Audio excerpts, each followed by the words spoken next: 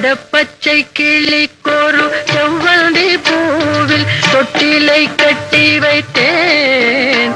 அதில் பட்டு தூங்கிலுடன் அன்னச்சிறகினை மெல்லன இட்டு வைத்தேன்.